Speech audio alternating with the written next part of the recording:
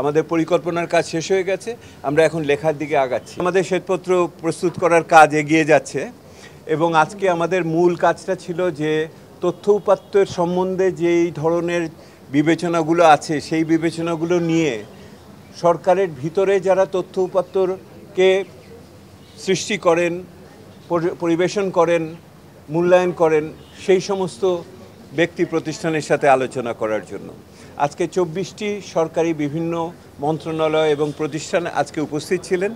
তাদের সাথে আমরা খুবই খোলামেলাভাবে আলোচনা করেছি। আমাদের দিক থেকে যে সমস্ত চাহিদা আছে সেটা একদিকে যেমন হলো তথ্য উপাত্তের হালনাগাদ পরিস্থিতি কী আছে, ওনাদের কাছে এমন কিছু আছে কিনা যেগুলি ওনারা এতদিন প্রকাশ করতে পারেন নাই, এবং ওনারা যদি আগামী দিনে তথ্য উপাত্তকে আরও সঠিকভাবে দেওয়ার জন্য কি পদ্ধতি অবলম্বন করা যেতে পারে সেগুলি সম্বন্ধে কোনো পরামর্শ থাকে সেগুলি আমরা শুনেছি।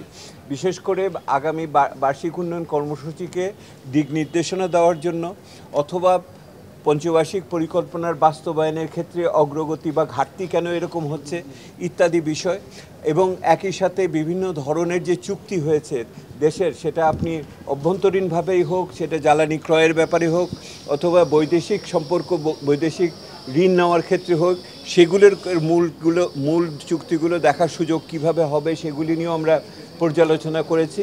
এবং আগামী দিনে ওনারাদের মনে আরও যদি অন্যান্য আমাদের চাহিদাপত্র অনুযায়ী ওনারা লিখিতভাবে আমাদের পরিবেশন করবেন সেগুলি আমরা বিভিন্নভাবে ব্যবহার করব। এবং আগামী দিনে এই সমস্ত তথ্য উপাত্তের ভিত্তিতে আমাদের অংশীজনের সাথে যে আলোচনাগুলো হচ্ছে অব্যাহত থাকবে আগামী 1 মাস ধরে, সেগুলোতেও আমরা এইগুলি ব্যবহার করব এবং ওটার সঠিকতা যাচাইও আমরা মানুষের মনের ভিতর থেকেও, কথার ভিতর থেকেও আমরা বের করে নিয়ে আসব। আর জানানোর জন্য আপনাদের বলি, আজকে 3য় সভা হবে বিকালে এবং সেখানে আমরা লেখার কাজকে কিভাবে আগাবো, আমরা লেখার দিকে এখন যাচ্ছি।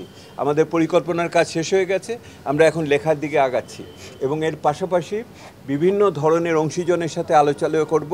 আপনারা জেনে খুশি হবেন যে আমাদের আমরা উন্মুক্ত আহ্বান জানিয়েছিলাম জমা দেওয়ার জন্য নাগরিকদের বা সংশ্লিষ্ট ব্যক্তিদের, অত্যন্ত ভালো সাড়া পাওয়া গেছে।